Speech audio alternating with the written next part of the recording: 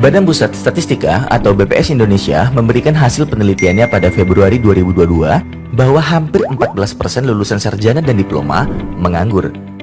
Data tersebut menunjukkan bahwa kualitas fresh graduate Indonesia jauh dari standar industri, bahkan tertinggal dari Malaysia dan Singapura. Ketidaksiapan lulusan universitas dalam menghadapi kebutuhan industri ini bisa terjadi akibat kebanyakan univ di Indonesia masih mementingkan jumlah lulusan dibandingkan kualitas lulusan. Ditambah lagi, sistem pendidikan di Indonesia masih mengedepankan teori daripada praktek. Era bekerja di kantor sekarang sudah mulai memudar. Selama Januari sampai Agustus 2022, terdapat 3.017 wisatawan asing bekerja sebagai digital nomad, tanpa harus ke kantor sama sekali. Setiap orang bisa menjadi digital nomad dan semakin banyak peminatnya. Tidak salah memang, digital nomad rata-rata mendapatkan gaji yaitu 50.000 sampai 99.000 dolar per tahun, atau 10 sampai 30 dolar per jamnya. Fantastis bukan? Untuk dapat beradaptasi dengan kemajuan zaman, MyEdusolve secara konsisten selalu membantu para fresh graduate agar dapat meningkatkan skill mereka dengan menyediakan sertifikasi internasional. Kemudahan mengikuti sertifikasi dari MyEdusolve akan langsung terasa karena seluruh kegiatan belajar mengajar dilaksanakan secara online. Ini adalah Herjuna Kobus Izahdi, seorang alumni MyEdusolve yang telah memiliki sertifikasi Microsoft Office Specialist. Berkat sertifikasi yang dimilikinya, sekarang ia telah bekerja di perusahaan impiannya yaitu EY, salah satu Big Four company pada bidang akuntansi. Keuntungan lain yang akan didapatkan adalah pendampingan persiapan karir. Para konsultan karir MyEdusolve memiliki latar belakang sebagai praktisi HR dan psikolog. Anda akan didampingi untuk mempersiapkan kurikulum vitae, portofolio, resume, hingga latihan wawancara, sekaligus dibantu untuk mengetahui minat karir mahasiswa. Berikut adalah produk yang sesuai dengan kebutuhan universitas saat ini. Pertama ada Microsoft Office Specialist. Kedua, Adobe Certified Professional, Autodesk Certified User, IT Specialist. Mari tingkatkan kualitas lulusan di Indonesia bersama MyEdusolve. Get certified, be qualified. Baik, terima kasih. Ya, Ibu Bapak yang kami hormati, mungkin yang pertama berbicara pendidikan, kita perlu mengetahui apa itu pendidikan. Nah, di dalam sistem Undang-Undang Sistem Pendidikan Nasional disebutkan apa itu pendidikan, di mana definisi dari pendidikan sendiri adalah usaha sadar dan terencana. Berarti di sini usaha sadar dan terencana untuk apa? Untuk mewujudkan suasana belajar dan proses pembelajaran agar peserta didik secara aktif mengembangkan potensi dirinya untuk memiliki kekuatan spiritual, agama, pengendalian diri, kepribadian, kecerdasan, akhlak mulia, serta keterampilan yang diperlukan oleh dirinya, masyarakat, bangsa, dan negara. Di sini jelas bahwa proses aktor utama yang ingin kita bangun siapa? Yang ingin kita bangun adalah peserta didik. Bagaimana membangunnya? Yaitu dengan mengembangkan potensi yang dimiliki oleh anak tersebut. Ini selaras juga dengan pemikiran Ki Hajar Dewantara, Ibu Bapak ya, yang sudah tertuang. Di mana pemikiran menurut beliau adalah hidup tumbuh kembangnya anak itu terletak di luar kecepatan atau kehendak kita kaum pendidik. Anak-anak itu sebagai makhluk, sebagai manusia, sebagai benda hidup, terang hiduplah, tumbuh menurut kodratnya sendiri. Jadi bukan kita yang mengarahkan dia harus jadi apa, tapi dia tumbuh dan kembangnya itu harus sesuai kodratnya. Sehingga PR kita adalah bagaimana kita sebagai pendidik dapat mengoptimalkan kemampuan yang dimiliki oleh anak. Jadi inilah yang ingin kita dorong. Bagaimana sistem pendidikan kita mendorong, mengoptimalkan kemampuan anak sesuai minat, bakat, dan kemampuannya. Lalu Ki Hajar Dewantara juga menyatakan, kekuatan kodrati yang ada pada anak itu tiada lain ialah segala kekuatan dalam hidup batin dan hidup lahir dari anak itu. Yang ada karena kekuasaan kodrat. Dan pernyataan lain, kemerdekaan hendaknya dikenakan terhadap caranya anak berpikir, yaitu jangan selalu dipelopori atau disuruh mengakui buah pikiran orang lain. Akan tetapi biasakanlah anak-anak mencari sendiri segala pengetahuannya dengan menggunakan pikirannya sendiri. Ini sudah sejak lama dikemukakan oleh Ki Hajar Dewantara. Semestinya proses pembelajaran kita pun jangan sampai hanya pembelajaran yang mendorong mereka anak-anak kita memikirkan apa yang menurut kita. tapi kita dorong bagaimana dia mengembangkan kemampuannya. Nah, inilah yang kita dorong. Biasakanlah anak-anak mencari sendiri segala pengetahuan dengan kemampuan menggunakan pemikirannya sendiri. Nah, inilah kalau kita mengembalikan ini yang hampir sudah ini ya, sudah lama ya, lebih dari setengah abad, di tahun 36 ya, sekarang sudah hampir satu abad, malah mungkin beberapa tahun lagi satu abad. Ini justru yang ingin kita kembalikan, pemikiran-pemikiran Ki Hajar Dewantara ini. Bagaimana kita mendorong anak-anak mampu mencari pengetahuannya dengan membuah pikirannya sendiri. Kalau kita lihat dari segi perspektif teori kurikulum, filosofi kurikulum, sehingga ini selaras sebenarnya salah satu filosofi kurikulum terkait dengan hal ini. Konstruktivisme, bagaimana proses pembelajaran membangun, pengetahuannya dibangun dari proses pembelajaran yang dilaluinya.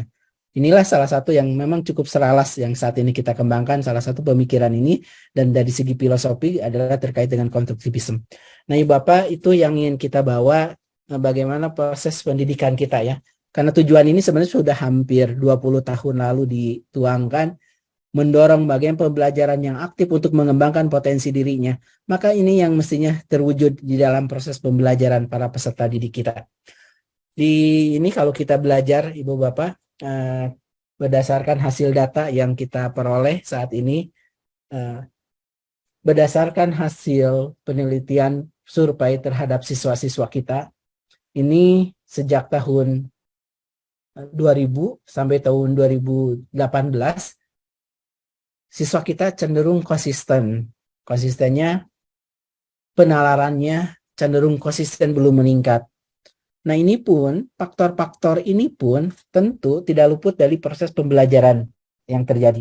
Ini kalau kita lihat, 70% siswa kita masih berada di bawah kompetisi minimum dalam 20 tahun terakhir. 71% siswa kita masih berada di kompetisi minimum dalam matematika, dan dalam sains pun 60% siswa kita masih berada di bawah kemampuan minimumnya. Ini di bidang membaca, matematika, dan sains. Dalam hal perundungan juga, ini dilaporkan 41% siswa kita dilaporkan masih mengalami perundungan beberapa kali dalam satu bulan.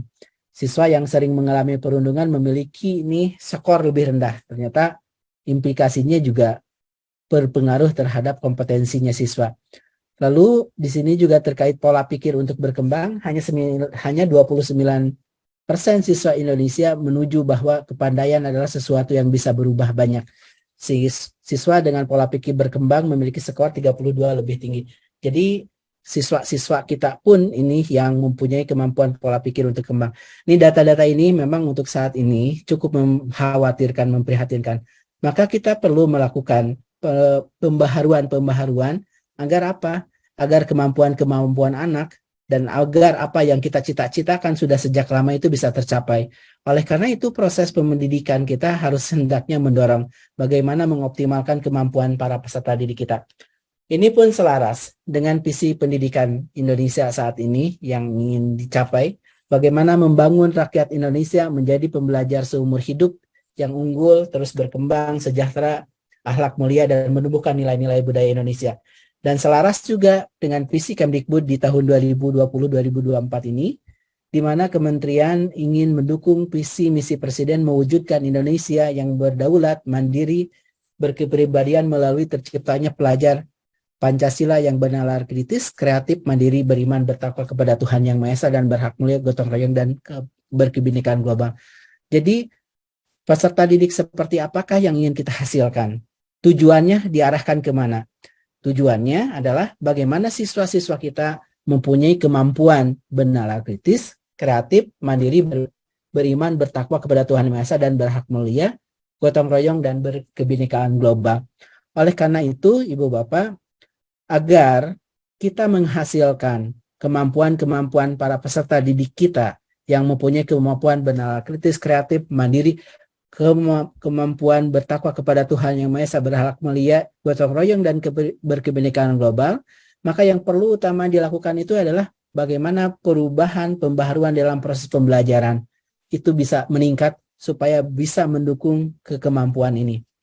Kita berbicara terkait dengan hal ini untuk mewujudkan keenam dimensi ini, Bapak tadi ya, beriman bertakwa kepada Tuhan Yang Maha Esa, keberkebinekaan global, mandiri, bergotong royong, bernalar kritis, dan bernalar kreatif, di mana di dalam struktur kita, pencapaian ini bisa dilakukan melalui intrakurikuler, bisa dilakukan melalui kokurikuler, bisa dilakukan melalui ekstrakurikuler, dan bisa dilakukan melalui budaya sekolah.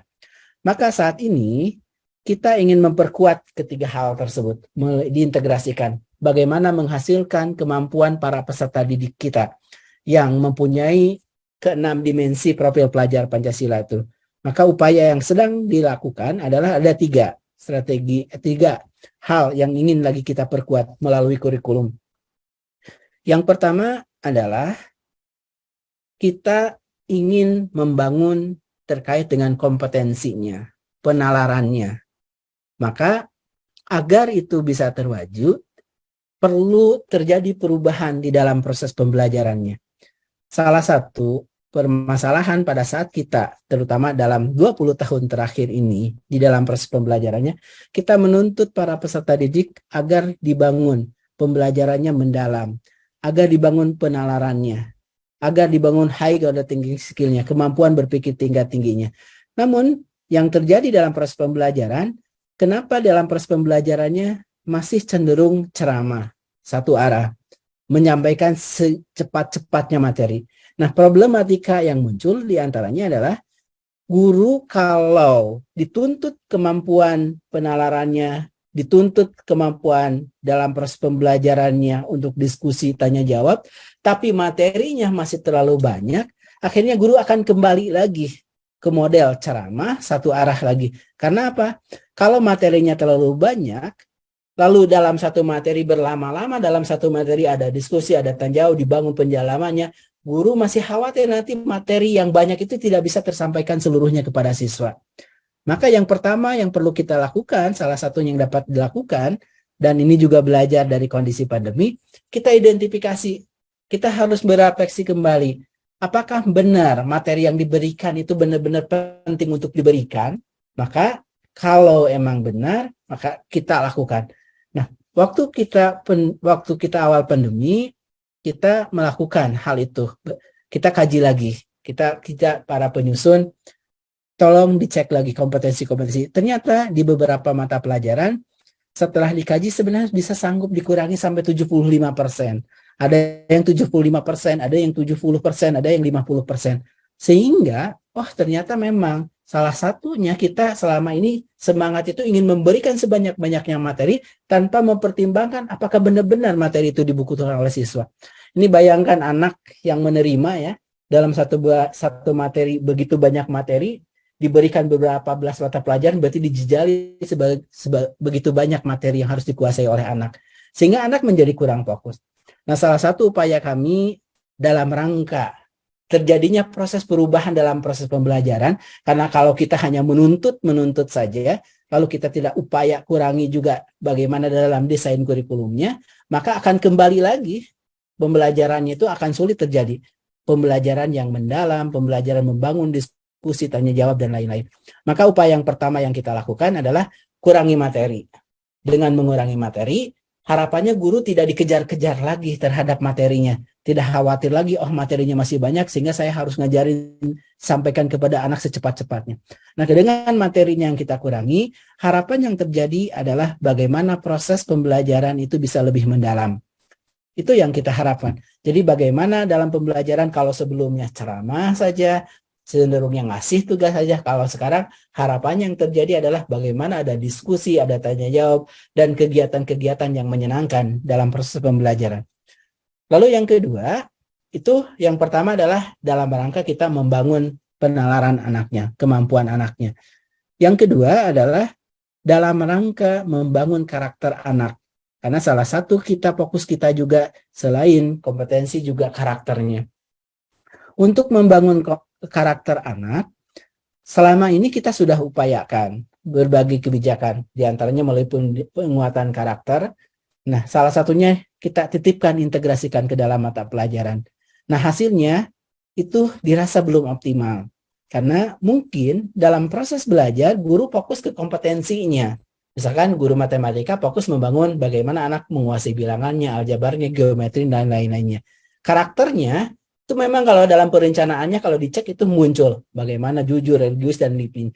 Tapi dalam pelaksanaannya seringkali itu dilupakan karena guru fokus ke kompetensi mata pelajarannya. Maka kita perlu melakukan pembaharuan di dalam pembelajarannya. Dalam waktu belajar utama anak bukan hanya fokus membangun kompetensi mata pelajaran, tapi kita harus membiasakan karakter itu dilakukan di dalam kegiatan sehari-hari anak. Maka kita upayakan sekarang. Ada alokasi waktu yang secara khusus kita desain untuk menguatkan karakter. Jadi kalau sebelumnya, selama ini, waktu belajar anak 100% langsung dibagi ke dalam intrakurikuler. Jadi ada misalkan selama ini, misalkan sebagai ilustrasi, ada waktu 40 jam dalam satu minggu, maka 40 jam itu langsung disebar ke berbagai mata pelajaran. Matematika sekian jam, bahasa Indonesia sekian jam, IPS sekian jam, IPA sekian jam, agama sekian jam. Nah sekarang kita melakukan rekonstruksi terkait dengan kurikulum, struktur kurikulum waktu belajar anak. Kita tidak ingin menambah beban belajar anak. Beban waktu belajarnya kita tetap 40 jam. Tapi kalau sebelumnya 40 jam itu langsung disebar ke berbagai mata pelajaran, kalau sekarang dari 40 jam tersebut kita bagi sekitar 70-80%-nya disebar ke berbagai mata pelajaran, lalu ada waktu 20-30%-nya adalah suatu kegiatan yang secara langsung untuk menguatkan karakter. Jadi kita ingin memastikan karakter itu dibiasakan, dikuatkan di keseharian belajar anaknya, di sehariannya. Nah inilah yang kita berikan nama akhirnya proyek penguatan profil pelajar Pancasila, yaitu suatu kegiatan yang dirancang untuk menguatkan karakter. Karakter yang mana sesuai dengan dimensi profil pelajar Pancasila. Lalu yang ketiga adalah untuk memastikan fleksibilitas karakter penguatan penalaran terbangun, proyek penguatan terbangun, dan disesuaikan sesuai dengan karakteristik daerah satuan pendidikan dan peserta didik, maka kita tuangkan juga bagaimana fleksibilitas di dalam proses belajarnya. Kita berikan silahkan fleksibilitas ditentukan oleh satuan pendidikan, pendekatan belajar apa yang ingin digunakan. Di dalam pengorganisasian pembelajaran, silahkan satuan pendidikan menentukan organisasian pembelajaran yang relevan. Di dalam penentuan tujuan-tujuan belajar, kita berikan kepada satuan pendidikan untuk menentukan rute-rute belajar mencapai tujuan belajarnya. Di dalam pengorganisasiannya, satuan pendidikan harapannya bisa dikontekskan sesuai kebutuhan satuan pendidikan, peserta didik, dan daerah. Termasuk di sekolah SMA kepada siswa, kita dorong silahkan siswa mengambil mata pelajaran sesuai minat, bakat, dan kemampuannya. Itulah yang ingin kita kuatkan, terutama saat ini melalui kurikulum Merdeka. Bagaimana kita ingin membangun penalarannya, bagaimana kita ingin membangun karakternya, dan bagaimana kita ingin memberikan fleksibilitas kepada pendidik dan satuan pendidikan. Yang harapannya, Ibu Bapak, dengan hal tersebut, dengan pembaharuan ini, tujuan pendidikan yang sudah dituangkan bagaimana membangun visi pendidikan, membangun pembelajar seumur hidup yang unggul, terus berkembang, sejahtera, berakhlak mulia, menumbuhkan nilai-nilai budaya, dan Pancasila ini bisa dibangun di keseharian anak. Oleh karena itu, salah satu upaya kita melakukan berbagai pembaharuan, salah satunya melalui kurikulum, karena dari kementerian sendiri ada berbagai kebijakan melalui program Merdeka Belajar, baik infrastrukturnya, baik kebijakan prosedurnya, kepemimpinan masyarakatnya, termasuk kurikulum dan pedagogik, itu yang coba kita lakukan pembaharuan. Nah, terutama di dalam bidang kurikulum. Tadi kita ingin bagaimana memberikan fleksibilitas, bagaimana kita ingin menguatkan karakter, bagaimana menguatkan penalaran itu bisa tercapai. Nah, ini titik awal kita berdasarkan data ya. Tadi data hasil, memang hasil ini dalam 20 tahun terakhir relatif stagnan. Kalau kita tidak melakukan pembaharuan-pembaharuan yang mungkin nanti hasil ini tidak akan berkembang, maka kita upayakan agar bisa terjadi proses perubahan yang lebih baik, yang perlu dilakukan utamanya adalah bagaimana meningkatkan kualitas hasil belajar itu terjadi karena terjadinya proses pembelajaran. Jadi tujuan kita di dalam proses belajar, di dalam penguatan kurikulum adalah bagaimana meningkatnya kualitas hasil belajar peserta didik. Terutama dalam hal ini bukan hanya secara akademik, tapi juga karakter. Agar hasil belajar ini bisa meningkat, maka PR kita adalah bagaimana proses belajar itu bisa juga berubah. Jadi kalau perubahan-perubahan hanya terjadi di level administrasi, maka berapa puluh kali pun kita ganti kurikulum akan sulit terwujud bagaimana meningkatkan kualitasnya. Maka yang dapat segera kita lakukan adalah bagaimana terjadi proses perubahan di dalam belajarnya.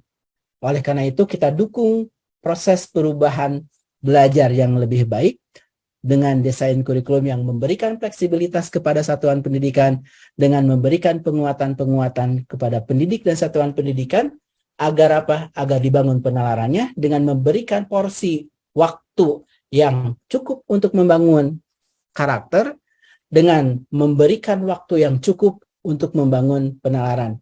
Di antaranya, membangun penalaran di antaranya salah satunya dengan mengurangi materi-materi yang tidak penting, sehingga guru fokus pembelajarannya. Kalau sebelumnya cenderung hanya satu arah ceramah, nah sekarang harapannya waktu yang tersedia dimanfaatkan dengan menggunakan strategi yang belajar, dibangun diskusi tanya jawab dan strategi belajar yang lebih menyenangkan. Dan juga di dalam waktu belajar utama anak, kita ada waktu khusus yang secara langsung bagaimana membiasakan karakter itu dibangun di dalam kegiatan seharian. Nah harapannya melalui berbagai upaya tersebut, bisa mewujudkan bagaimana potensi anak yang memiliki kekuatan spiritual, agama, pengendalian diri, kepribadian, kecerdasan, akhlak mulia, serta keterampilan itu bisa terbangun di keseharian anak. Itu saja mungkin yang pengantar yang dapat saya sampaikan, dan mungkin nanti bisa digali lebih banyak dalam diskusi. Saya kembalikan ke moderator. Oke. Terima kasih Mas Yogi atas paparan materi yang sudah disampaikan. Tadi kita sudah mendengar bersama-sama ya, Mas Yogi menyampaikan 3 karakteristik utama di dalam kurikulum Merdeka yang bisa Bapak Ibu terapkan nanti di sekolahnya masing-masing, termasuk yang ada di dalamnya pengembangan karakter, kemudian bagaimana kita bisa mendorong nih supaya anak-anak bisa mencari informasinya sendiri, kemudian mendorong bagaimana anak mempunyai high order thinking skill gitu. Nah, itu sangat baik sekali.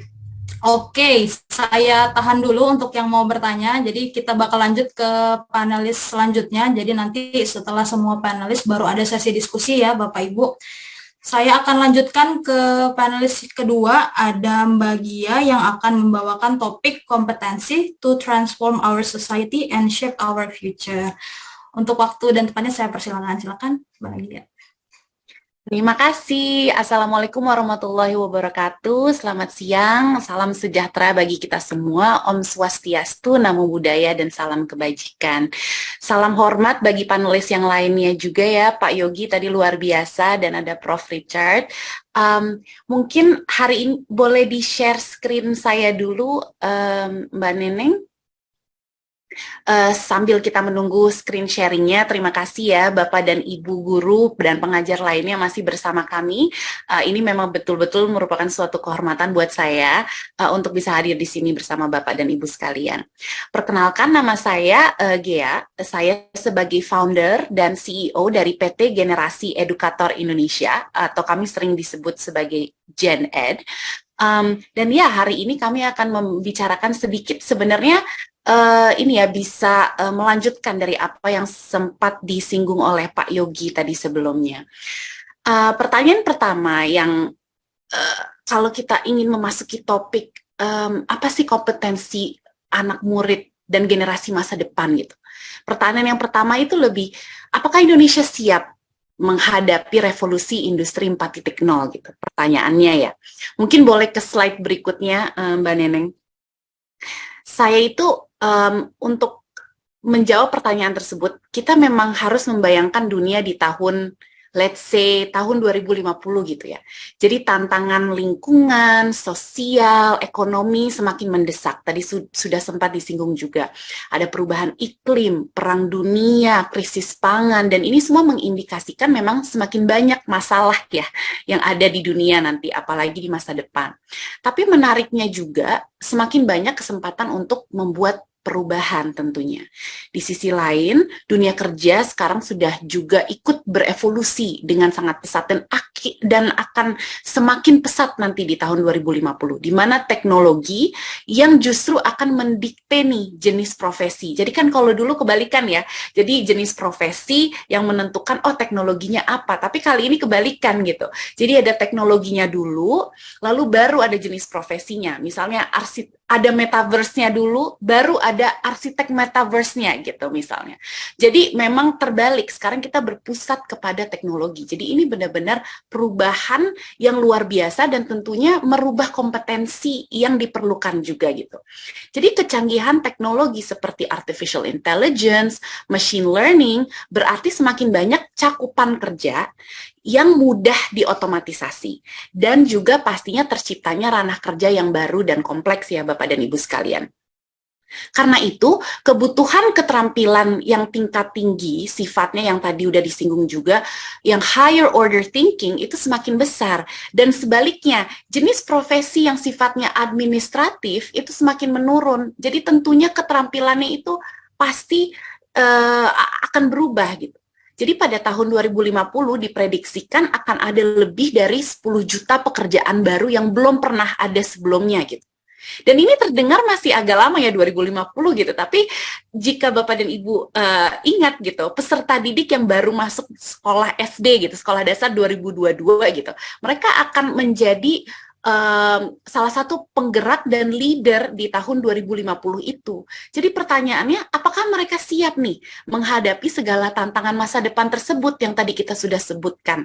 Apakah mereka memiliki kompetensi-kompetensi tersebut? Jadi memang harus kita mulai bentuk dari sekarang gitu, sudah tidak ada waktu lagi istilahnya. Nah, perubahan dunia bisnis dan tantangan global lainnya itu memang mengharuskan generasi masa depan untuk membedah ulang apa sih arti dari kesuksesan gitu. Sekarang tuh apa maknanya? Nah, menghadapi lapangan kerja yang begitu kompetitif untuk menjadi pribadi yang cakap gitu ya di tahun 2050, memang generasi masa depan perlu menyelaraskan pengetahuan baik akademis yang tentunya sifatnya lebih ke informasi gitu ya, maupun lintas disiplin yang sifatnya knowledge gitu. Dan paling pentingnya lagi adalah keterampilan kognitif maupun metakognitif. Jadi ada skills di situ, mindset, dan akhirnya ada attitude, kepribadian gitu. Ini ada 3 hal yang kita harus bangun bersama, dan tentunya pengajar di sini memiliki peran yang sangat luar biasa besarnya. Tapi juga ada tanggung jawab dari industri-industri lainnya. Nah, ini yang sebenarnya sangat selaras dengan apa yang My Edu Solve itu misinya membahas sebelumnya, yaitu memang menjembatani hal ini. Nah, menghadapi berbagai tantangan yang begitu berat, anak murid atau generasi masa depan tuh mereka juga harus membangun skill-skills yang mungkin awalnya sifatnya bukan akademis gitu ya Bapak dan Ibu. Kayak sifatnya lebih bercermin, refleksi. Oh, itu ternyata harus dilatih juga gitu.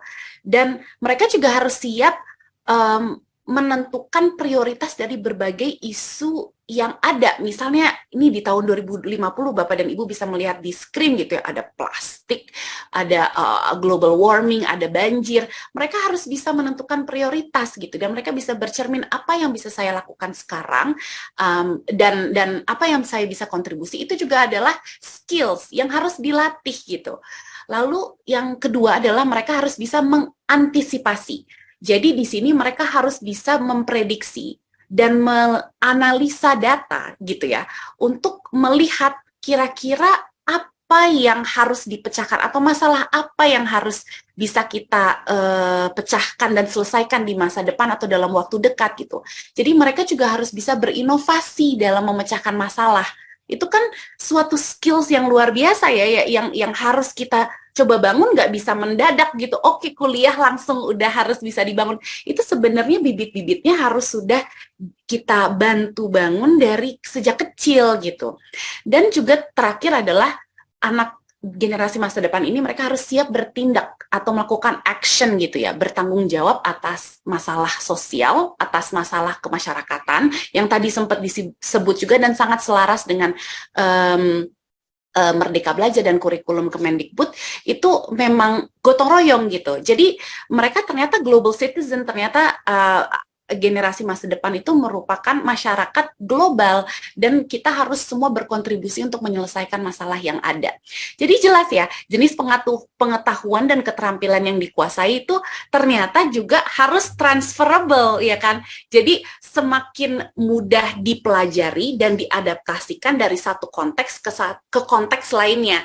Ternyata nggak bisa sekarang kita hanya sifatnya yang satu disiplin banget gitu. Itu ternyata harus lintas disiplin. Makanya sekarang kan Bapak dan Ibu ini sangat luar biasa, event My Edu Solve itu memang kita menjembatani nih berbagai disiplin gitu. Jadi menurut saya ini sangat selaras dengan apa sih kompetensi masa depan yang diperlukan. Mungkin boleh next dulu ke slide berikutnya. Jadi memang tadi sudah disebut juga oleh Pak Yogi, kalau memang ada ini ya keterampilan yang masih kurang yang harus terus dibangun di Indonesia gitu. Jadi nyatanya kesenjangan keterampilan di Indonesia itu memang masih sangat besar dan begitu nyata gitu. Tadi udah dibahas kalau memang hasil peringkat dari Program for International Student Assessment ini yang PISA itu juga menunjukkan kalau kita tingkat literasi di Indonesia itu masih sangat rendah. Dan PISA ini konsepnya juga masih banyak yang belum ketahui. Ini bukan menguji pengetahuan ya, ini menguji kapabilitas, keterampilan. Jadi yang diuji di dalam ujian PISA itu betul-betul apakah anak murid itu bisa mengekstrak informasi, lalu mengolah informasi, dan menjembatani informasi tersebut dengan informasi yang lain yang sudah dia miliki secara historicalnya sendiri gitu ya. Terus dia sambungkan dan dia konstruksi informasi baru gitu. Dan itu kemampuan belum tercapai di Indonesia gitu. Dan ternyata ada juga data untuk adult literacy. Jadi untuk orang dewasanya namanya PIAAC score. Dan itu juga menunjukkan bahwa orang dewasa di Indonesia, jadi antara umur 18 sampai umur 40, itu juga sebenarnya tingkat literasinya bukan membaca ya Bapak dan Ibu, di sini dimaksudkan adalah tingkat menginterpretasi informasi dan mengkonstruksi informasi yang baru itu juga masih rendah gitu secara masyarakat luas. Nah, makanya dari itu sebenarnya dalam bersaing lebih dari setengah pelajar Indonesia itu sulit untuk tidak memiliki keterampilan yang memadai, dan itu yang kita coba bahas hari ini ya di acara My Edu Solve ini gitu. Dan tentunya ada dampak ekonomi yang sangat signifikan.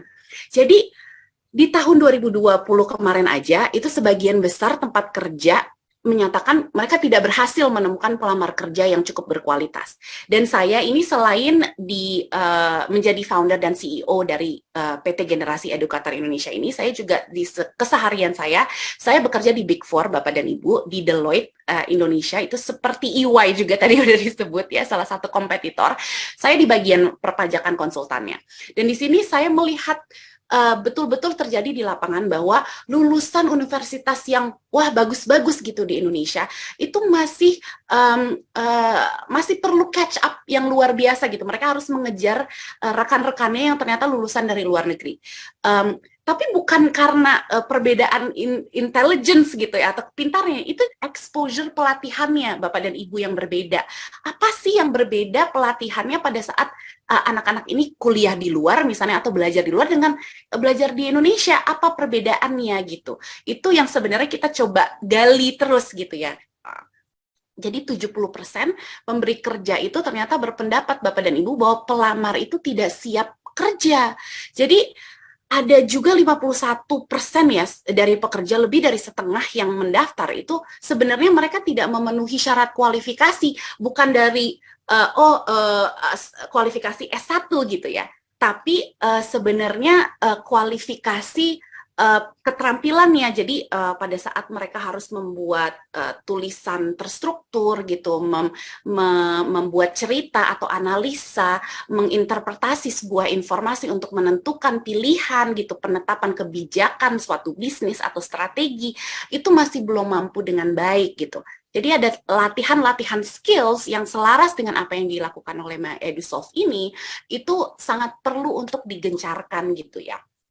Jadi memang jika kita tidak mempersiapkan generasi masa depan dengan baik, Indonesia bahkan diperkirakan ya Bapak dan Ibu mengalami kerugian hampir dengan 4,6 miliar US dollars atau hampir 69 triliun rupiah di tahun 2045, karena diperkirakan kita tidak bisa mengisi kesenjangan keterampilan itu gitu. Jadi ada banyak kerugian ekonomi yang terjadi dan itu pasti terasa di seluruh Indonesia gitu. Nah, memang jadinya kesenjangan keterampilan ini merupakan tanggung jawab kita bersama, nggak bisa hanya mengandalkan dari dunia pendidikan saja, dan ini yang akan saya bahas, ini juga menjadi kewajiban dari dunia bisnis atau dunia industri gitu. Boleh ke next dulu? Ini hanya menggambarkan ilustrasi tadi ya Bapak dan Ibu, kan ada siklus ya. Jadi kalau misalnya memang anak-anak itu kurang literasinya, lalu itu akan memiliki dampak pada saat mereka sudah menganjak dewasa, terus lalu itu pastinya ada kesenjangan keterampilan dan tentunya ada efek dari ekonomi, itu seperti yang saya sudah bahas tadi. Boleh next lagi? Nah, jadi memang salah satu kunci yang saya tekankan, dan ini juga menjadi filosofi kami di Gen Ed gitu, adalah guru itu harusnya menjadi pusat dari solusi krisis pendidikan. Dan ini sebenarnya sudah diterapkan seperti tadi Pak Yogi udah bilang dengan program Kemendikbud sejak tahun 2020 sampai 2024 adalah untuk membantu para guru gitu. Jadi memang betul-betul pengajar itu sebenarnya role Bapak dan Ibu di sini tuh luar biasa powerful gitu. Jadi ada kekuatan sendiri karena memang untuk membantu kita menyiapkan generasi masa depan, Bapak dan Ibu ini yang memiliki peran yang luar biasa di sini. Ini harus jadi pusatnya gitu. Nah, apa sih sebenarnya yang bisa dilakukan Bapak dan Ibu dan bisa dibantu juga oleh environment atau lingkungan di sekitar Bapak dan Ibu, dan ini yang akan kami bahas nanti sebentar lagi. Boleh slide berikutnya? Ya. Nah, ini yang yang kami coba bahas juga di Gen Ed, yaitu kita tuh harus menjembatani dunia bisnis dan dunia pendidikan gitu. Jadi sayangnya sekarang pendidikan dan bisnis itu memang tidak berkomunikasi secara teratur ya Bapak dan Ibu gitu. Apalagi untuk tingkat pendidik atau kepala sekolah dengan ahli industri gitu, jarang ngobrol ya gitu. Kita memang jarang memahami gitu. Jadi sehingga belum banyak kesempatan untuk pimpinan sekolah atau guru dan bahkan siswa juga untuk mendapatkan gambaran yang jelas sebenarnya tantangan dan tuntutan keterampilan lapangan kerja sekarang tuh seperti apa sih, dan kedepannya itu nanti bakal seperti apa. Jadi konteksnya semuanya selalu melalui teori gitu kan ya Bapak dan Ibu. Apa ya kira-kira yang diperlukan gitu. Nah, di sini Gen Ed memang kita mencoba memfasilitasi koneksi, jadi ada networking session dan lain-lain untuk mendalami nih Bapak dan Ibu. Sebenarnya, kalau bekerja di Deloitte itu dan di divisi ini sebenarnya ngapain aja sih dan skills apa aja yang diperlukan, dan kira-kira apa yang Bapak dan Ibu sebagai ahli industri itu harapkan pernah belajar nih pas duduk di bangku SD atau SMP yang kira-kira bisa membantu Anda menjadi sukses pada saat sudah bekerja gitu. Ini jadi memang bagaimana kita bisa terus menghadirkan konteks yang nyata. Jadi betul kita harus menjauhi dari sifatnya yang administratif gitu. Jadi memang betul-betul mengajar apa sih aplikasi di dunia sesungguhnya gitu. Nah, jadinya memang kita memfokuskan, guru-guru di sini sebenarnya juga harus siap nih berinovasi dalam mengajar gitu. Jadi sama kayak kalau di bisnis kita harus selalu berinovasi dalam bekerja, harus selalu siap untuk menciptakan hal yang baru, dan ini adalah hal yang sama untuk para pengajar Bapak dan Ibu guru atau calon Bapak dan Ibu guru gitu. Nah, mungkin boleh next dulu slide-nya. Ya, jadi ini balik lagi tadi kan ke gambar yang sama ya dari yang pertama. Ini bukan glitch Bapak dan Ibu. Ini memang saya menunjukkan gambar yang sama lagi. Di masa depan ini kan kita ada masalah ini ya. Jadi ada banyak masalah seperti ini. Konteksnya balik lagi gitu. Ini generasi masa depan di kemudian hari mereka harus bisa menjadi pemimpin di mana kondisi dunia tuh akan seperti ini. Kira-kira konteks seperti apa dan pelatihan seperti apa yang akan melatih keterampilan yang betul-betul akan digunakan untuk memecahkan masalah seperti ini gitu. Mindset seperti apa ya, pemikiran seperti apa gitu. Jadi memang di sini inovasi itu sangat sangat diperlukan gitu, dan tentunya tidak bisa kita meminta anak murid untuk berinovasi jika para pengajarnya pun tidak mencontohkan inovasi gitu ya. Jadi di sini yang kita coba bangun, apalagi di Gen Ed juga kita membangun kebiasaan berinovasi. Nah, apa sih maksudnya berinovasi itu? Nanti boleh ke slide berikutnya.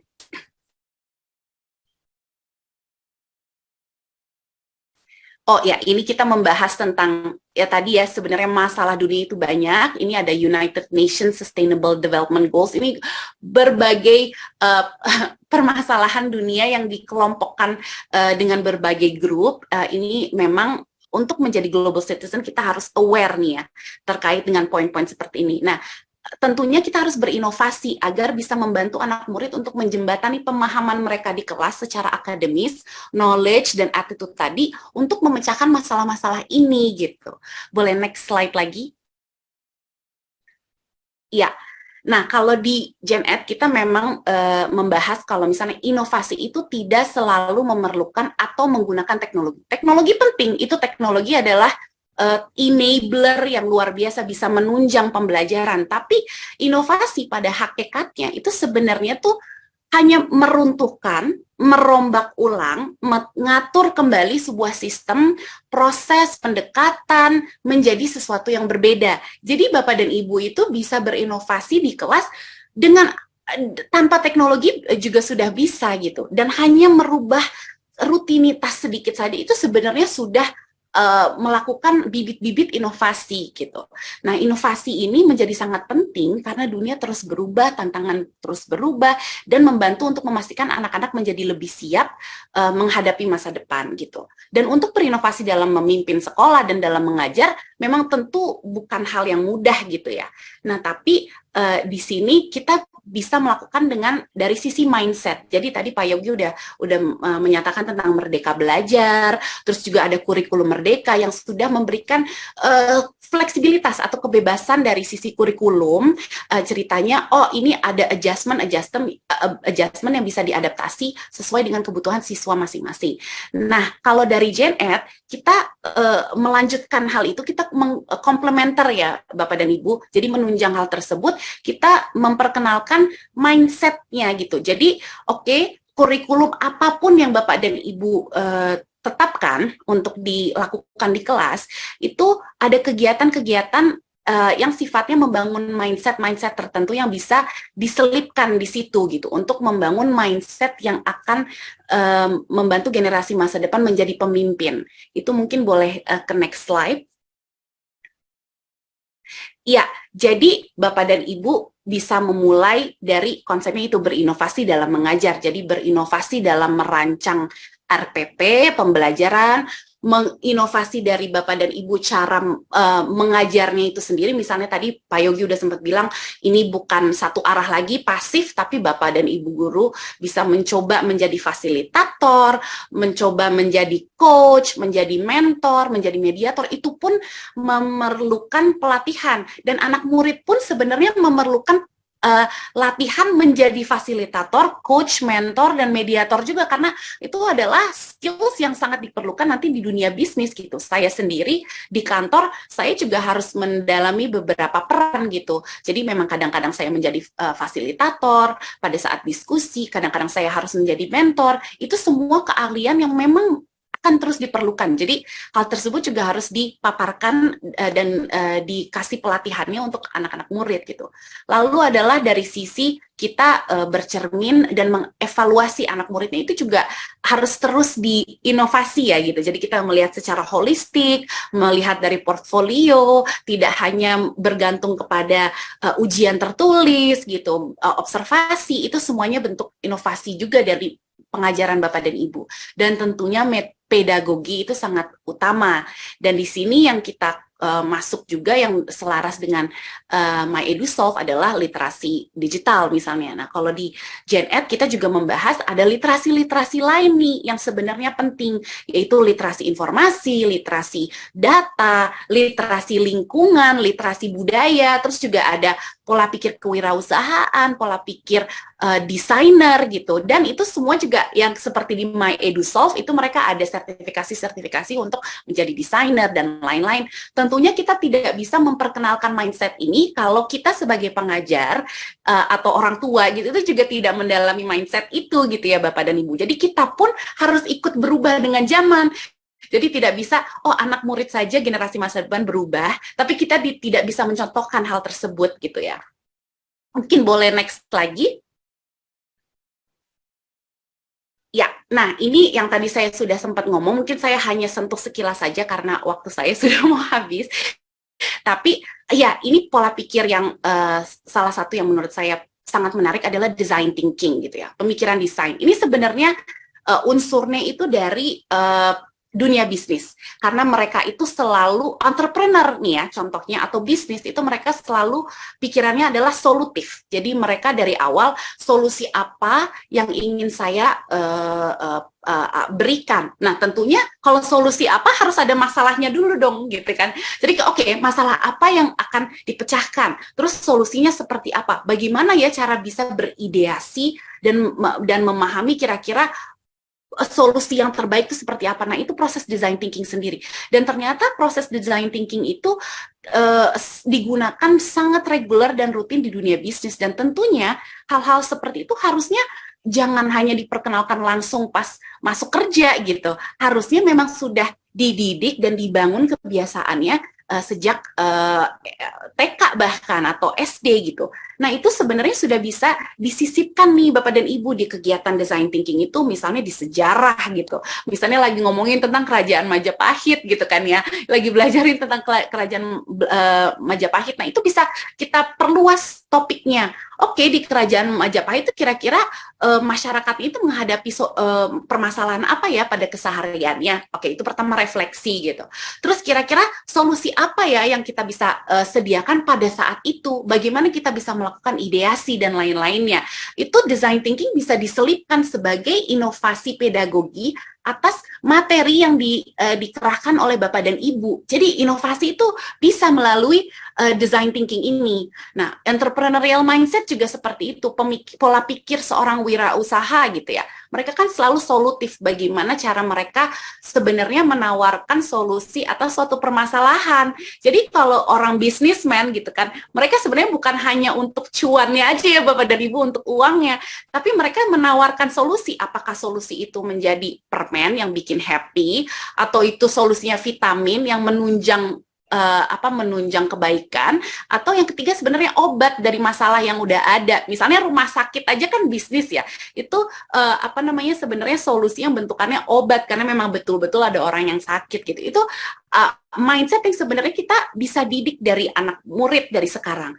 Sebenarnya sudah mulai meluas ya konsep market day gitu Bapak dan Ibu. Tapi menurut saya harusnya kita perdalami lagi, jangan hanya jualannya aja yang dipentingkan, tapi pola pikirnya, oh selain jualan produk makanan, masalah apa yang bisa kita ciptakan, maksudnya masalah apa yang sudah ada dan solusi apa yang bisa kita ciptakan, jasa apa yang sebenarnya bisa kita serahkan. Oh misalnya ada masalah sampah gitu, oke, jasanya artinya ada jasa pembersihan. Nah, gimana jasa pembersihan itu bisa diotomatisasi.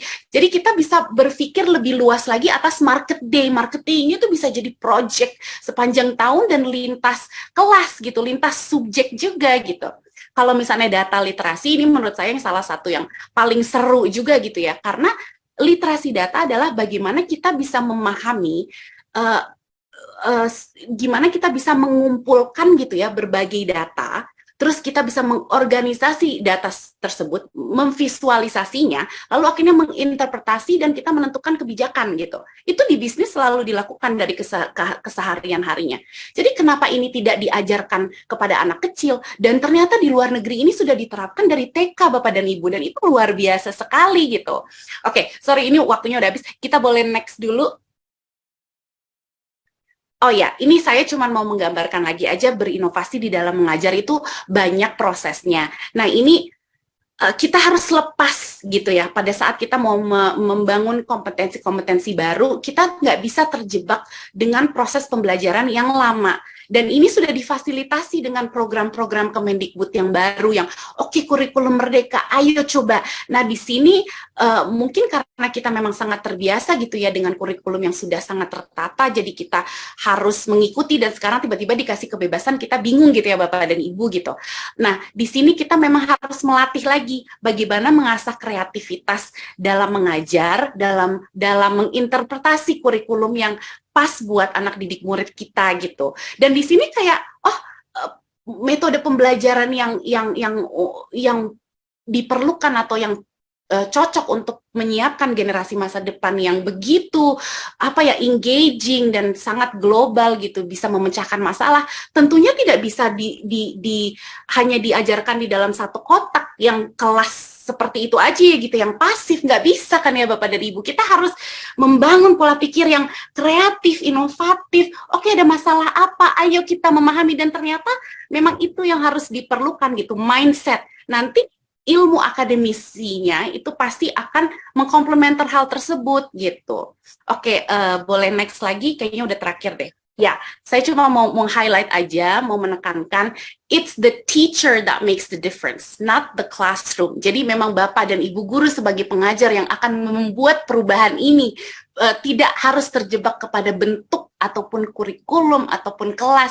Bapak dan Ibu yang sebenarnya memiliki power ini gitu. Jadi you are the real superhero. Oke, boleh next? Saya mengajak Bapak dan Ibu sekalian dan juga dari industri bisnis dan lain-lain, ayo kita bareng-bareng kita memberdayakan para pendidik, para guru dengan support yang luar biasa untuk mereka, karena mereka punya sebenarnya semua potensi itu untuk membangun generasi masa depan gitu. Maka kita bisa menginspirasi generasi berikutnya dan kita bisa mentransformasi Indonesia. Oke, terima kasih semuanya. Assalamualaikum warahmatullahi wabarakatuh. Sorry lewat waktunya.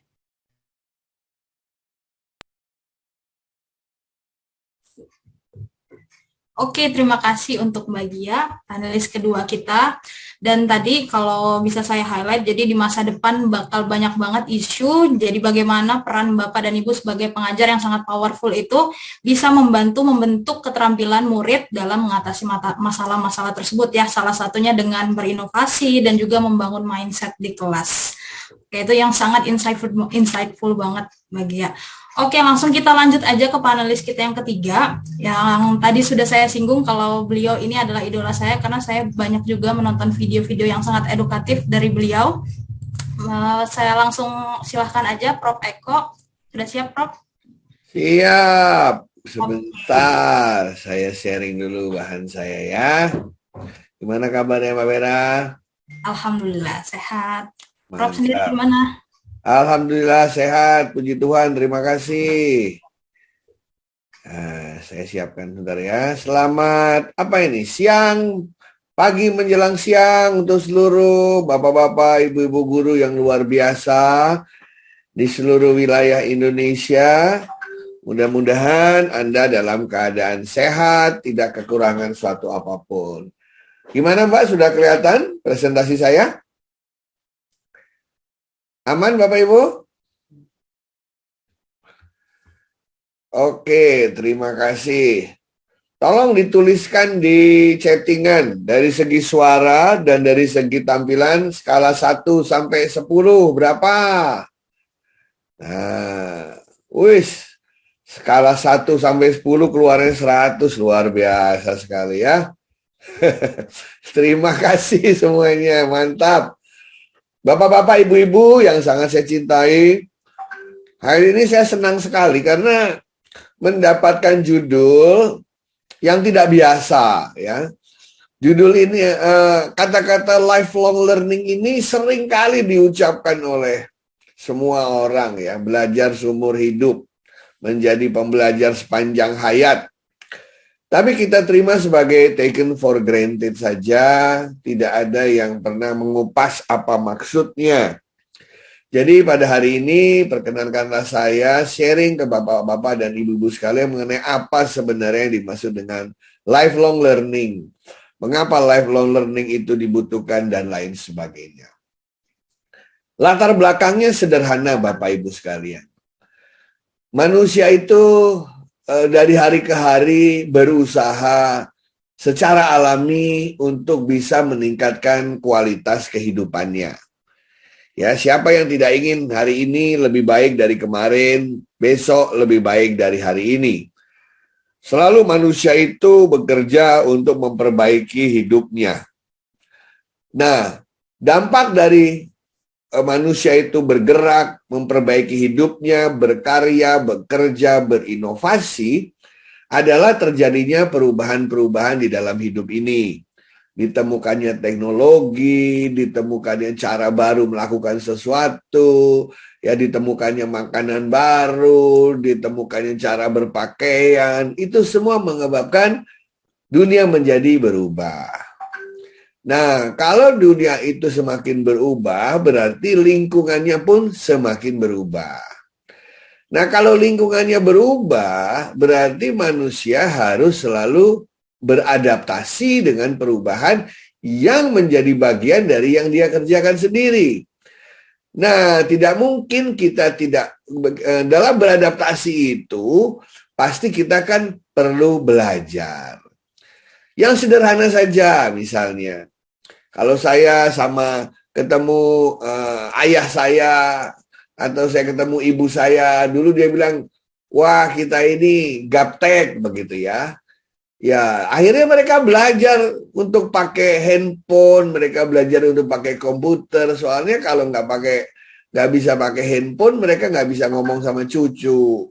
Kalau nggak bisa pakai komputer, nggak bisa ikut ngajar begitu. Jadi mereka belajar itu karena ada konteksnya supaya bisa tetap relevan dengan kehidupan ini. Oleh karena itulah konsep lifelong learning ini sebenarnya secara prinsip itu sudah masuk ke dalam hakikat dari kehidupan manusia. Manusia selalu memperbaiki hidupnya, akibat memperbaiki hidupnya lingkungan berubah. Akibat lingkungan berubah, manusia juga harus beradaptasi. Untuk beradaptasi itu, manusia belajar. Jadi, selama hayat masih dikandung badan, selama kita masih bernafas, kita harus senantiasa belajar agar kita bisa survive, kita bisa relevan dengan kehidupan yang selalu berubah. Ya, nah itu filosofinya. Nah, lifelong learning sendiri itu ditujukan kepada situasi di mana kemauan belajar itu datangnya dari dalam diri, bukan karena disuruh, bukan karena diinstruksikan, bukan karena dengan ketakutan karena akan dihukum kalau tidak belajar, bukan. Lifelong learning yang dimaksud dari sini adalah kesadaran diri. Self-motivated, ya, termotivasi dari dalam bahwa saya selalu ingin belajar. Role model saya dalam hal lifelong learning adalah ayah saya. Ayah saya itu jadi siswa paling tua yang belajar main piano di Yamaha. Usianya waktu itu 75 tahun. Sampai-sampai Yamaha bikin brosur isinya ayah saya lagi belajar main piano. Kenapa ayah saya kok pengen main piano? Karena selama ini dia tuh seneng nyanyi. Waktu masih muda banyak ketemu orang lain main, dia menyanyi. Tetapi belakangan ini anaknya sudah besar, cucunya sekolah semua, sering kesepian di rumah. Nggak ada yang mengiringi. Akhirnya dia belajar sendiri, nyanyi sendiri. Dan yang kedua, luar biasa ayah saya ini. Percaya apa tidak Bapak Ibu sekalian? Dia juga menjadi siswa tertua. Tahu di mana? Bukan saja di Yamaha, tetapi di Fitness First. Nah loh, apa itu Fitness First? Itu tempat kebugaran itu. 73 tahun. Dia masuk juga di brosur Fitness First. Orang paling tua yang masih senang menggerakkan tubuh-tubuhnya supaya sehat. Kenapa kok ayah saya ke sana? Karena dia sudah jantungnya di ring beberapa kali. Ingin sehat supaya bisa bersama-sama dengan keluarga besarnya. Nah, jadi lifelong learning itu sebenarnya bukan berarti menjalani proses pembelajaran formal seperti di sekolah, di perguruan tinggi, tidak. Tapi lebih banyak lifelong learning itu adalah terjadi di dalam model-model pembelajaran informal, non-formal, dan lain sebagainya. Tadi disampaikan oleh pembicara sebelumnya.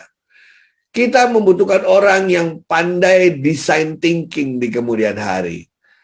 Di sekolah nggak diajarin, di kampus nggak diajarin. Padahal itu dibutuhkan. Masa kita diam saja? Orang yang punya semangat lifelong learning, dia akan mencari di mana saya bisa belajar ilmu itu. Bisa di tempat pelatihan, bisa di tempat kursus, bisa di tempat-tempat lain, bisa belajar dari orang lain secara non-formal atau informal. Nah, orang yang memiliki semangat lifelong learning itu tidak bisa di-stop untuk selalu belajar. Nah, apa sih karakteristik dari orang yang memiliki atau seorang pembelajar sepanjang hayat? Nomor satu, orang belajar tuh bukan karena dipaksa, tapi karena voluntarily. Datangnya dari dalam. Sukarelawan gitu ya. Karena memang ingin gitu ya.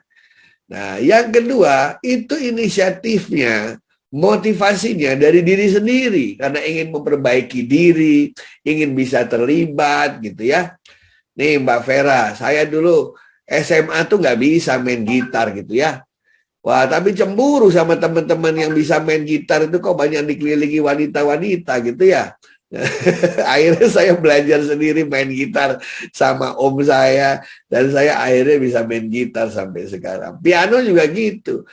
Saya sangat cemburu ngelihat teman-teman saya itu kok bisa main band, kayaknya asik gitu. Akhirnya saya belajar keyboard sendiri dari berbagai tempat. Dan saya menjadi bagian dari pemain band.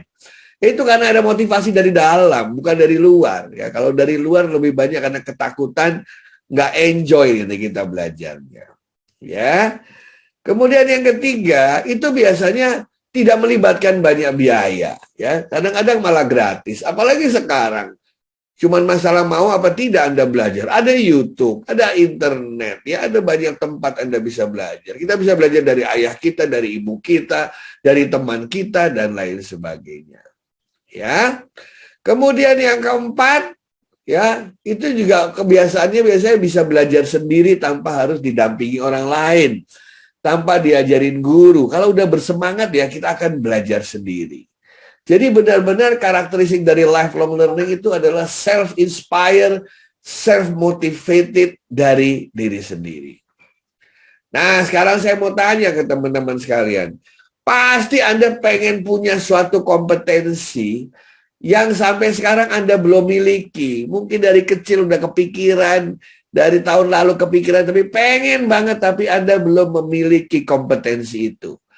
Ayo tulis di chattingan, Anda pengen bisa apa sebenarnya yang belum kesampaian? Bisa nyanyi kah? Bisa main bola kah? Ya bisa main Mobile Legends sampai level tertentu ya. Pengen bisa apa yang sekarang belum bisa? Nah, tuh Bu Maria pengen bisa fotografi. Ya, Jose pengen bisa main gitar. Rosi pengen bisa mulai bisnis ya. Pak Nurul pengen bisa jadi ahli otomotif, pengen bisa nyanyi dengan benar, pengen belajar psikologi. Nah, kepengen itu baru akan tuntas kalau memang kita pelajari. Yang pengen belajar gitar, buka YouTube, tulis belajar gitar mudah untuk pemula, enter. Gak punya gitarnya, tulis tapi cara dapat gitar yang murah, enter, gitu ya. Nah, yang bisa nyanyi tapi merasa nyanyinya belum benar, wah itu di YouTube banyak banget. Cara menyanyi dengan benar, cara latihan nafas. Nah, yang pengen public speaking, cara berbicara dengan baik, cari dan belajar sendiri. Ya, jangan tunggu dapat program dari bos kita. Jangan nunggu dapat program pelatihan dari yayasan. Nah, itu kelamaan istilahnya. Nah, karena kita begitu pengennya bisa menyanyi dengan benar, begitu pengennya main gitar, begitu pengennya bisa fotografi, ayo lakukan sekarang. Tempat belajarnya sekarang banyak. Kalau zaman saya dulu susah, kursus-kursusan susah, kemudian sekolah-sekolah khusus susah, ya. Tapi sekarang dengan adanya teknologi, you can learn anywhere, anytime, anyhow, begitu ya. Tinggal masalah kita punya self motivation atau tidak. Ya, itu sebenarnya dimaksud dengan menjadi pembelajar sepanjang hayat. Nah, itu kan yang Anda sampaikan tadi itu contoh-contohnya nih. Pengen memiliki skill baru, bisa masak, bisa public speaking, bisa menjahit, ya. Ibu saya belajar lagi tuh menyulam tuh ya. Atau pengen bisa belajar sendiri, pengen bisa bahasa Korea. Gara-gara sekarang pada nonton drakor kan, daripada capek lihat habis itu lihat teksnya, pengen belajar bahasa Korea. Pengen jadi peneliti, pengen jadi penulis supaya bukunya ditaruh di Gunung Agung apa di Gramedia. Pengen jadi YouTuber seperti saya, pengen jadi podcast gitu ya. Atau pengen juga belajar olahraga. Ya, pengen bisa karate, pengen bisa jadi kayak Adera itu, binaraga. Ngomong-ngomong Adera itu teman satu bangku saya di SMA ya. Nah, kemudian pengen belajar teknologi baru ya, dan lain sebagainya. Ini adalah contoh-contoh dan Anda lihat semua. Belajar itu tidak harus selalu ilmu-ilmu formal. Ya, belajar itu ya pokoknya belajar di mana Anda bisa menggunakannya untuk membuat hidup Anda lebih berkualitas.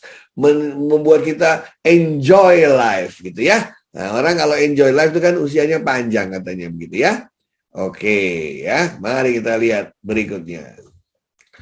Nah, dari sini teman-teman sekalian, benefitnya apa sih ya kalau kita punya sifat menjadi pembelajar seumur hidup? Anda akan selalu memperbaiki yang namanya self-motivation. Keberhasilan manusia dalam hidup itu berasal dari motivasi diri.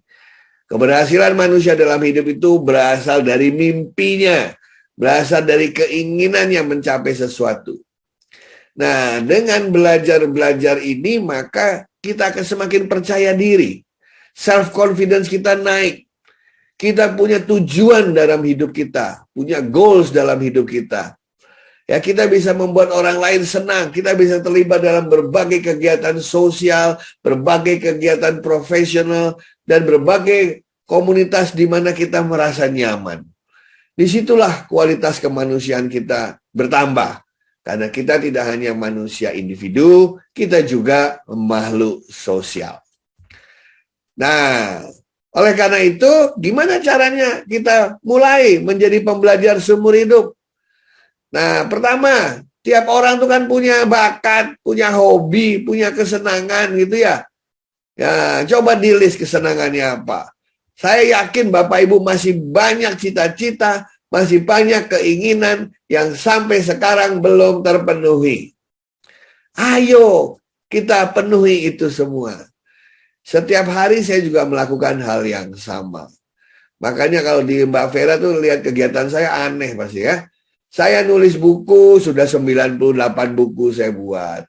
Saya bikin YouTube, ya sudah 1020-an YouTube saya buat. Saya sekolah juga, saya main musik juga. Nah, kalau lihat YouTube saya ada tuh saya nyanyi sama istri saya Saya main piano juga, main gitar juga. I try to enjoy life gitu ya.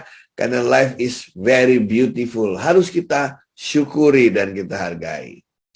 Jadi dari situ Anda catat, Anda pengen apa yang belum kesampaian sampai hari ini. Apakah selalu yang sesuai dengan bakat saya, Pak? Tidak. Saya dulu nggak berbakat yang namanya nyanyi itu ya. Tapi pengen banget jadi penyanyi. Akhirnya saya pelajari sendiri begitu ya. Nah, itu yang kedua. Habis itu sudah cari tempat Anda bisa belajar itu dimanapun, ya tidak harus selalu di tempat yang serius, di tempat yang formal, tidak. Kita bisa belajar dengan mengikuti komunitas, dengan mengikuti grup, dengan mengikuti kelompok-kelompok. Kalau perlu belajar sama anak kita sendiri, kan ada bahasa Jawanya itu. Sekarang itu zamannya kebo nyusu gudel. Zamannya kita belajar dari anak-anak kita, belajar dari cucu kita, belajar dari orang lain. Nah, komitmen ini sangat penting. Sebab kalau tidak, maka guru-guru di Indonesia itu nanti makin lama makin ditinggalkan oleh siswa-siswanya. Kenapa? Karena guru-gurunya tidak mau belajar caranya menghadapi millennials, caranya menghadapi generasi alpha, caranya mengajari generasi Delta gitu ya. Mereka tidak diajarkan caranya handphone bisa dipakai untuk kegiatan belajar mengajar yang menarik. Mereka tidak tahu bahwa ada ilmu yang namanya gamification di dalam kelas. Ada yang namanya project based learning. Apaan itu, Pak? Nah, ya. Saya punya quote yang mengatakan begini. Kalau guru berhenti belajar, pada hakikatnya dia telah berhenti menjadi seorang guru. Nah, orang guru lah itu sumber inspirasi sebenarnya. Nah, justru gurulah yang sebenarnya harus nomor satu menjadi pembelajar sepanjang hayat. Supaya ketularan itu anak-anak didiknya. Guru-guru, Anda harus nonton itu, belajar mengenai siapa saja yang ada di film Marvel. Ayo kasih tahu saya di chattingan, Marvel itu jagoannya siapa saja? Selain Iron Man, Thor, apalagi ayo. Masa cuma Thor? Ant-Man, Captain America kata Novi itu. Apalagi Black Widow ya. Lah kenapa saya guru kok masih harus nonton Marvel? Karena setiap hari peserta didik kita ngomongnya Marvel. Nah, jadi kita harus masuk dalam dunia mereka supaya kita bisa berkomunikasi. Ya kan? Nah, mari saya kasih contoh misalnya. Halo teman-temanku sekalian. Tokoh Marvel yang pertama siapakah? Siapakah The First Avenger? ujian. Siapakah The First Avenger? Wih, ini Bu. Vika, Fatarifa, Reski, Desi. Wah, ini adalah pembelajar sepanjang hayat ya. Karena dia tahu The First Avenger adalah Captain America. Ya. Siapa yang mendapat julukan Avenger terkuat? Nah, oke, good. Kedua, kalau ngajarin anak SMP, SMA susah kita komunikasinya. Kecuali kita bisa tahu siapa tokoh-tokoh BTS. Nah, siapa teman-temannya Jungkook? Ayo, saya tanya. Teman-temannya Jungkook, Jimin, siapa lagi? Taeyong. Ya, good. Suga, ya. Wah, ini cepet kalau yang ini ya. Bagus. Bukan artinya kita mau jadi ahli BTS, ahli Avenger, bukan. Tapi untuk membuka kebekuan komunikasi antar generasi. Nah, sekarang saya mau tanya, di kelas-kelas Anda di sekolah, tempat duduknya ngadep kemana? Ayo, tempat duduk di dalam kelas ngadap kemana? Tuh, semuanya ngadap ke papan tulis gitu kan. Padahal cara menyusun tempat duduk itu lebih dari 50 jenis tatanan ruang kelas. Kita ngertinya cuman kalau nggak ngadep ke depan, letter shape U, atau kelompok-kelompok. Nah, kita harus belajar ke 50 model lainnya. Metode pembelajaran ada ratusan. Project based learning, problem based learning, inquiry learning, contextual learning, gamification, flip classroom, authentic learning, banyak sekali. Nah, kalau kita ingin menjadi guru yang dicintai dan dirindukan oleh peserta didik kita, maka kita harus belajar menjadi guru yang asik, guru yang menyenangkan, guru yang dirindukan oleh peserta didik kita. UNESCO sudah mengatakan bahwa kita ini tidak tahu apa yang akan terjadi di kemudian hari. Saya nggak tahu 5 tahun lagi terjadi apa. Tahun depan terjadi apa juga tidak tahu. Mungkin yang kita pelajari sekarang nanti 5 tahun lagi nggak relevan. Tetapi yang pasti adalah apapun yang terjadi, saya harus belajar menyesuaikan diri. Saya harus belajar untuk bisa belajar beradaptasi dengan lingkungan hidup sehari-hari. Oleh karena itu, tugasnya guru itu sederhana sebenarnya. Apa tugasnya guru yang sederhana itu? Membuat peserta didik ketagihan belajar. Kalau Anda berhasil membuat peserta didik Anda ketagihan belajar, sebagian besar tugas Anda sudah selesai. Waktu 20 menit saya sudah habis. Kalau ditanya, kalau gitu peran kita apa dong sebagai guru? 1, tidak usah berbusa-busa menjelaskan teori apa itu belajar. Jadikanlah Anda contoh bahwa Anda adalah pembelajar sepanjang hayat. Ambil gitar, mainkan di depan kelas, walaupun jelek diketawain anak-anak, tapi anak-anak melihat, wow, guru saya lagi belajar gitar nih ya. Ya kan? Main kartu, kasih lihat ke satu kelas, Anda bisa main sulap, diketawain sama anak-anak, tapi mereka bilang, wow, guru saya lagi belajar main sulap. Jadi, jadikanlah Anda sebagai role model dari lifelong learners. Tidak perlu memberitahukan teori belajar sepanjang hayat, tapi lakukan diri Anda sendiri, maka Anda akan menjadi inspirasi bagi peserta didik Anda. Dan dengan demikian, secara tidak langsung, kita bisa memberitahukan kepada anak-anak kita bahwa never too old to study. Belajar tidak mengenal usia, hanya orang mati yang berhenti belajar. Terima kasih saudara-saudara sekalian, dan mulailah belajar Anda dengan share, like, dan subscribe Ekoji Channel. Ya, di situ ada cukup banyak sharing-sharing saya mengenai konsep-konsep pembelajaran bagi guru-guru yang mau menjadi pembelajar sepanjang hayat. Terima kasih.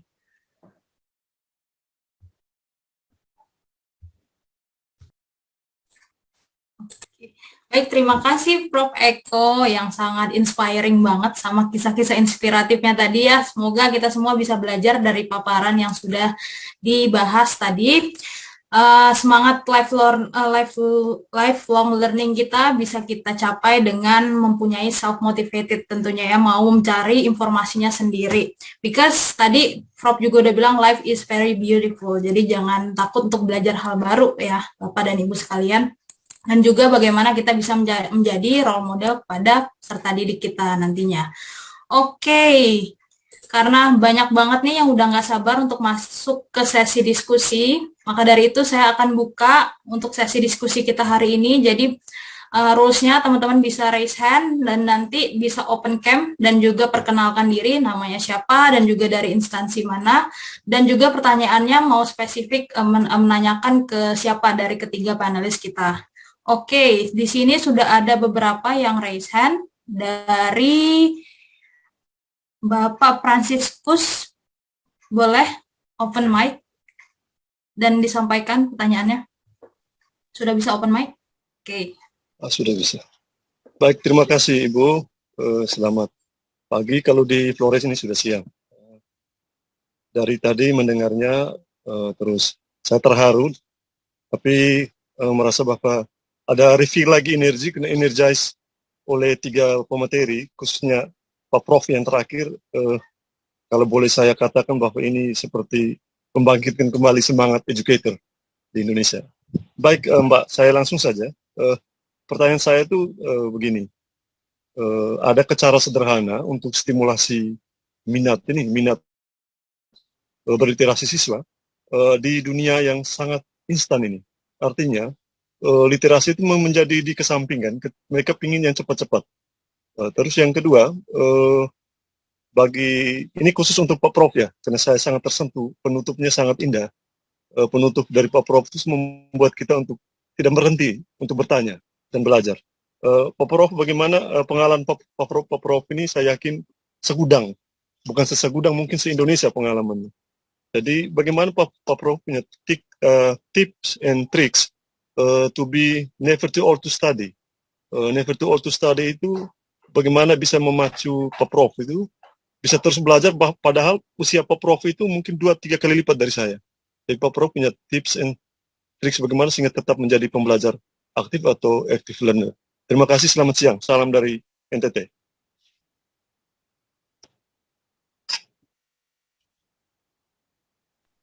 Terima kasih. Saya langsung jawab ya. Silakan, Prof. Pak Franciscus yang sangat kucintai. Waduh. Sama Pak, sangat kucintai juga Pak, Profesor Richard. Jadi bagaimana cara anak-anak sekarang itu motivasinya ditumbuhkan, itu dulu ya. Nah, saya ingin mengasuh kepada yang disampaikan oleh 2 pembicara terdahulu ya, Bu Sininta dan juga Pak Yogi. Begini ceritanya Pak. Saya ini dulu ya Pak, saya boleh bikin eksperimen boleh ya Pak Franciscus ya? Boleh Pak. Nah, teman-teman sekalian ya, karena banyak ditutup chattingannya, tolong jawab. Dulu waktu Anda SMP itu masuk sekolah jam berapa ya? Tolong chatting. Nah, kelihatan ya chattingan. Bagus. Kita dulu masuk sekolah jam 7 ya. Berarti sampai sekolah tuh kita jam berapa dulu ya? Masih ingat nggak? Waktu SMP kita sudah di sekolah itu jam berapa? 6.30, 6:06. Oke. Nah, sekarang Pak Franciscus, saya minta Anda melihat di dalam chattingan ya, jawaban teman-teman. Teman-teman, saya ingin Anda menjawab dengan jujur, agar kita bisa mengevaluasi diri kita dan bisa menjawab pertanyaan Pak Franciscus tadi. Waktu kita masuk ke sekolah kita SMP dulu jam 6, 6:15, 6.30. Jawab jujur. Apa yang kita harapkan terjadi pada guru kita hari itu? Ayo jawab jujur di chattingan. Baca Pak. Jam kosong. Tidak masuk. Rapat. Pulang cepet. Guru tidak tepat waktu. Nah, ya. Oke Pak Franciscus. Iya Pak. Bapak Ibu sekalian, tatap mataku baik-baik di sini ya. Jangan GR.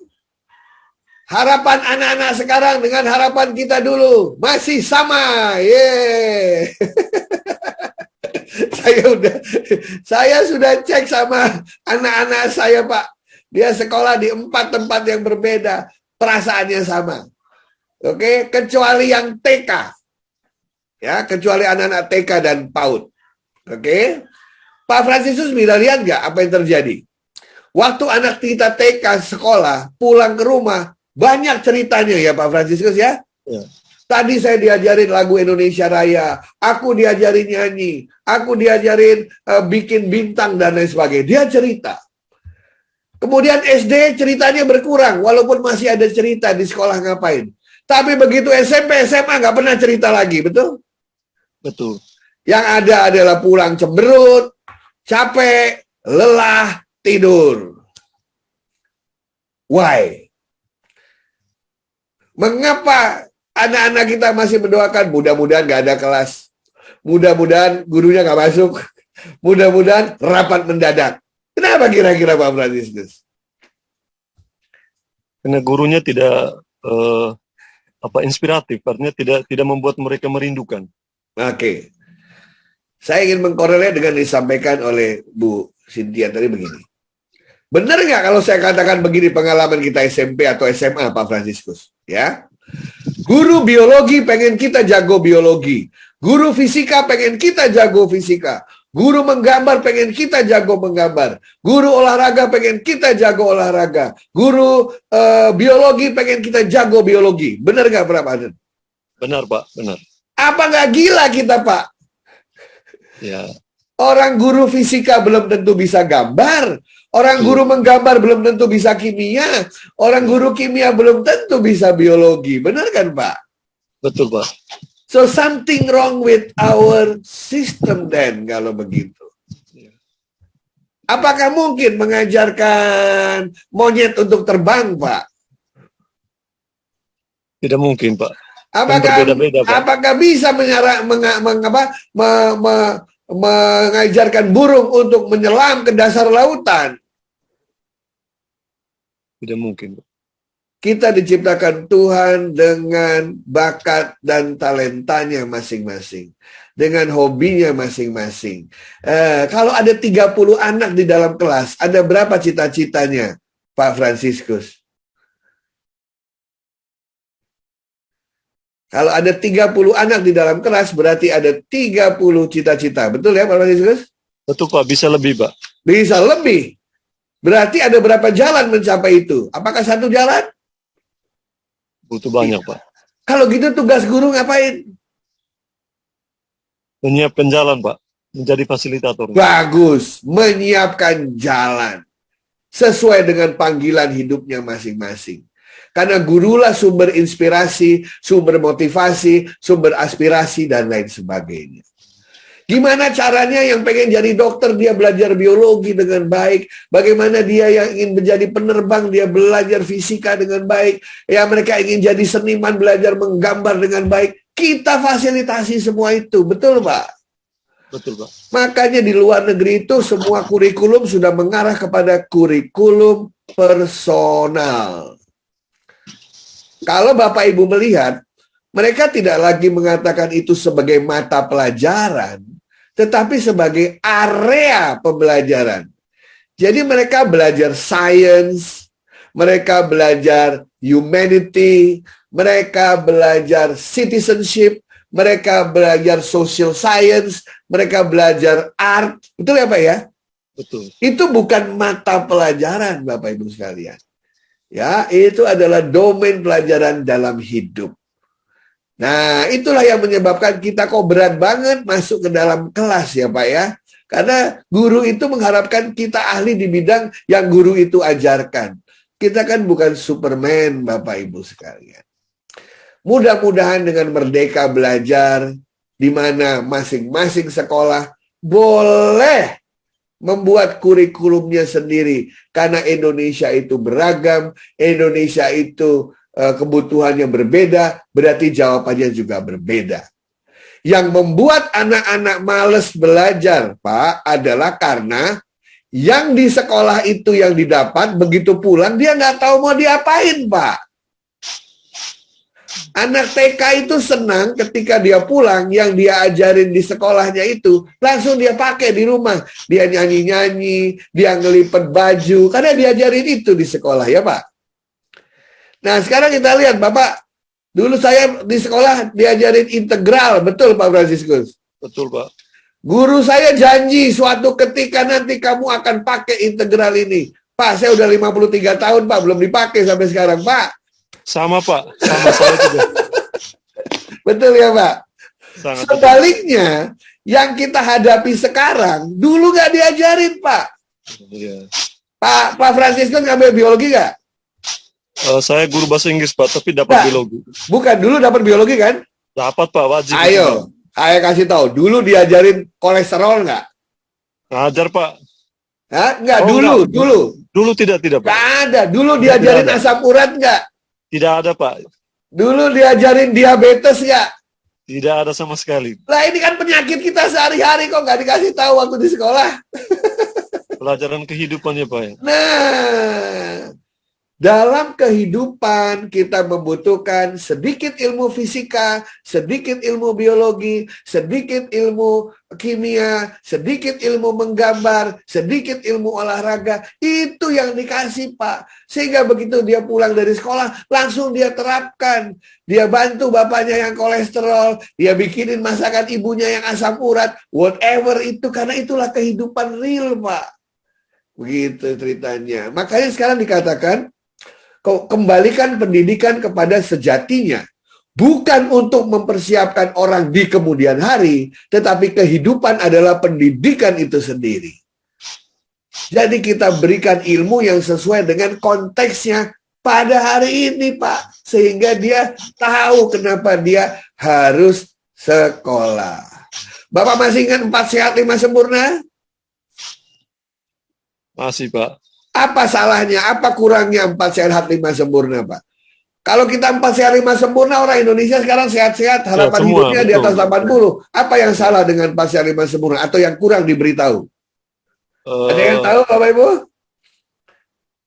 Saya Pak, karena kalau saya yang kurangnya itu karena kita hanya diajarkan teori waktu itu. 4 sehat 5 sempurna itu udah bener, Pak. Yang salah adalah nggak diajarin kalori, bener nggak, Pak? Oh betul. Akibatnya nasinya sebakul, semuanya sebakul-sebakul. Iya, nggak sehat jadinya. Nah, itulah yang saya katakan pembelajaran yang relevan dengan usia anak pada saat itu, yang ketika dia selesai sekolah, dia bersemangat karena langsung dia pakai ilmunya. Tidak menunggu nanti yang entah kapan nantinya itu terjadi. Begitu, Pak. Betul, Pak. Ya. Terima kasih. Mohon maaf Terima kasih, jawabannya panjang Bapak Ibu sekalian. Setuju Pak, terima kasih banyak Pak.